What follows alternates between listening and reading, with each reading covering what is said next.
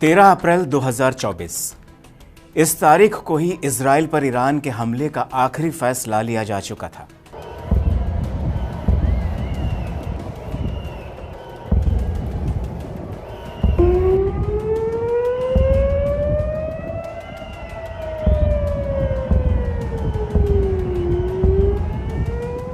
Iran ने Israel पर हमला करने से पहले अपने बड़े शहरों की इमारतों पर हाइपरसोनिक हथियार की होर्डिंग्स लगवाई थी, जिसमें लिखा था 400 सेकंड में तेल अवीव।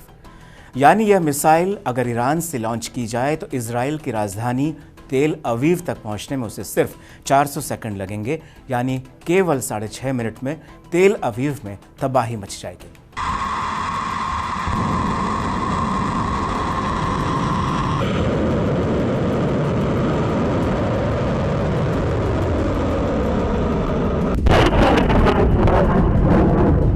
इस मिसाइल का नाम है फतह और इसी पर ईरान को गुमान है। तो आज हम जानेंगे कि ईरान और इजराइल की जंग में किसकी फतह होगी और किसकी सेना ज्यादा ताकतवर है। दरअसल मिडिल ईस्ट में महासंग्राम का काउंटडाउन शुरू हो चुका है। किसी भी वक्त ईरान से निकली इजराइल के नाम की एक मिसाइल आने वाले महायुद्ध का ऐलान कर सकती है। कोई भी रात कयामत की रात हो सकती है। तो अब ना धमकियों का वक्त रहा, अब ना समझौते का कोई रास्ता बचा और ना ही अब मौके या बहाने की किसी मुल्क को तलाश है।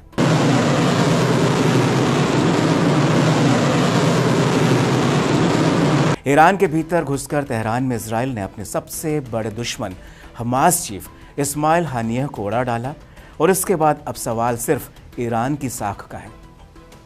सवाल मुस्लिम देशों की एकता का है।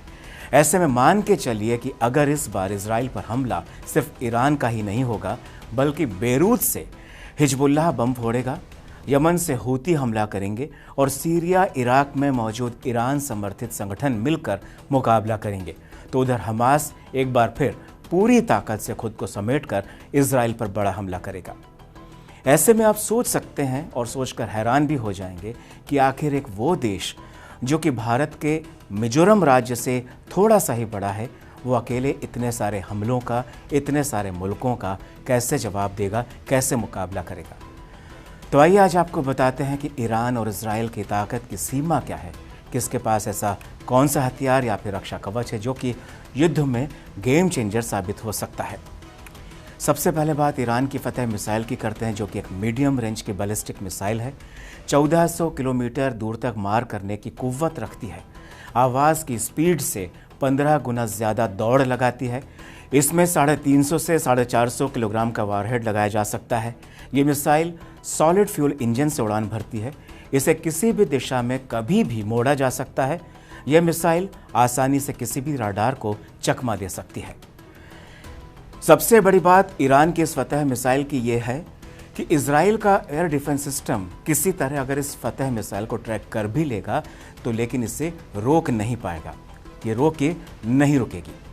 ये तेल अवीव जाकर ही फटेगी।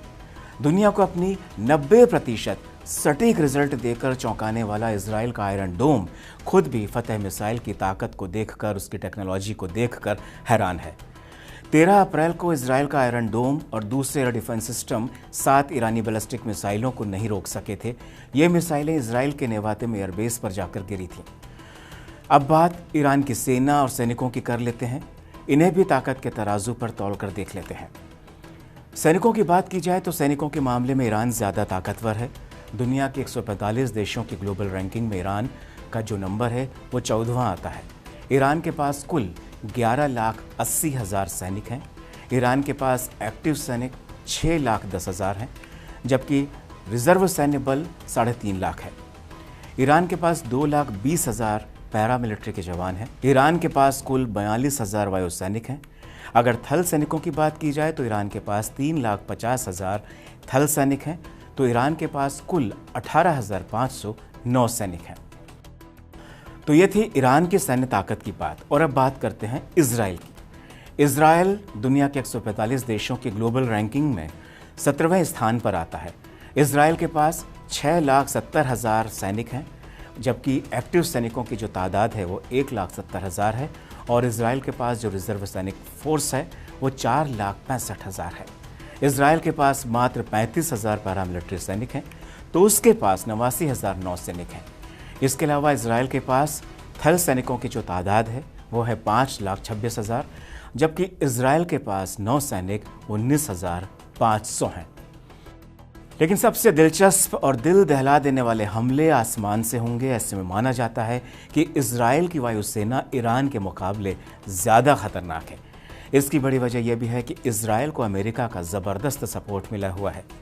इजराइल के पास 612 रिजर्व एयरक्राफ्ट हैं और 490 एक्टिव एयरक्राफ्ट हैं, जबकि ईरान की वायुसेना के पास 551 एयरक्राफ्ट हैं जो कि रिजर्व में हैं, वहीं 358 एक्टिव एयरक्राफ्ट हैं। ईरान के पास 186 फाइटर जेट्स हैं, जिनमें से 121 किसी भी वक्त हमले के लिए तैयार हैं, जबकि इजराइल के पास 241 फाइटर जेट्स हैं, जिनमें से कि 193 हमले के लिए स्टैंड बाय मोड में हैं, यानी कि एक सिग्नल मिला और उन्होंने हमले की उड़ान भर ली। तब बात अगर ज़मीनी ताकत की करें तो ईरान के पास कुल मिलाकर 1,996 टैंक हैं, जिनमें से 1,397 टैंक इस समय जंग के लिए तैयार हैं, इजराइल पर हमला करने के लिए तैयार हैं। तो वहीं इजराइल के पास ईरान के मुकाबले 1,370 टैंक हैं, जिनमें से 1,096 टैंक हमले के लिए तैयार हैं। दोनों देशों के पास एयरक्राफ्ट कैरियर, हेलीकॉप्टर कैरियर्स और डिस्ट्रॉयर्स नहीं हैं। ईरान के पास 7 फ्रिगेट हैं तो इजराइल के पास एक भी नहीं है। ईरान के पास 19 सबमरीन हैं तो इजराइल के पास 5 सबमरीन हैं। ईरान के पास 21 पेट्रोल वेसल हैं तो इजराइल के पास 45 पेट्रोल वेसल हैं। ईरान के पास मिसाइलें बहुत ज़्यादा हैं तो इजराइल के पास टेक्नोलॉजी बेहतर है और इजराइल के पास कई स्तर के एयर डिफेंस सिस्टम हैं। इजराइल स्पेस में भी, अंतरिक्ष में भी मिसाइलें उड़ा सकता है। इजराइल का आयरन डोम सबसे मजबूत रक्षा कवच है। पिछले साल हमास ने 7 अक्टूबर के दिन 20 मिनट में ताबड़तोड़ 3 से 5,000 रॉकेट इजराइल पर बरसाए थे, लेकिन आयरन डोम सामने आ गया शील्ड बनकर और उसने 90% हमास के रॉकेटों को आसमान में ही उड़ा दिया। अगर वो रॉकेट इजराइल पर गिरे होते तो आप सोचिए कि कितनी भयानक तबाही होती, कितना खतरनाक मंजर होता। साल 2011 से ही आयरन डोम इजराइल की निगरानी और सुरक्षा कर रहा है। आयरन डोम अपनी तरफ आ रहे 100 रॉकेटों में से 90 को मार गिराता है, ये उसका रिकॉर्ड है, गारंटी वाला रिकॉर्ड है। इसके अलावा इजराइल ने अपने iron beam laser point defence system को भी एक्टिवेट किया है। ये सिस्टम काफ़ी दूर से ही ड्रोन्स हुए, रॉकेट हुए, मिसाइल हुई, मोर्टार हुए, उन्हें आते देखकर आसमान में ही जलाकर राख कर देता है। इसके अलावा इजराइल की जो सबसे बड़ी ताकत मिसाइलों के पॉइंट ऑफ व्यू से देखें तो वो है एरो 2 मिसाइल। इजराइल की एरो 2 मिसाइल का मुकाबला ईरान की फतह मिसाइल से किया जाता है। इसे हज्ज के नाम से भी जाना जाता है और इस मिसाइल का वजन 1300 किलोग्राम है। इसके 3 वेरिएंट्स हैं और इन मिसाइलों में 150 किलोग्राम का वारहेड लगाया जाता है। ये मिसाइलें वायुमंडल के बाहर भी जाने की क्षमता रखती हैं, यानी कि ये अंतरिक्ष में भी किसी सैटेलाइट को भी गिरा सकती हैं और किसी मिसाइल को भी वहाँ पर उड़ा सकती हैं। यह 1 घंटे में 9,000 किलोमीटर की स्पीड से उड़ान भरती है। ये मिसाइल अंतरिक्ष में भी दूसरी मिसाइलों को उड़ाने का दम रखती है। तो अब जंग के मुहाने पर ईरान और इजराइल हैं, साथ में लेबनान, यमन, सीरिया, इराक और गाज़ा के कई संगठन हैं। ऐसे में इजराइल पर होने वाला ईरान का हमला सदी की सबसे बड़ी जंग का जिम्मेदार माना जाएगा। कड़क में फिलहाल इतना ही। नमस्कार।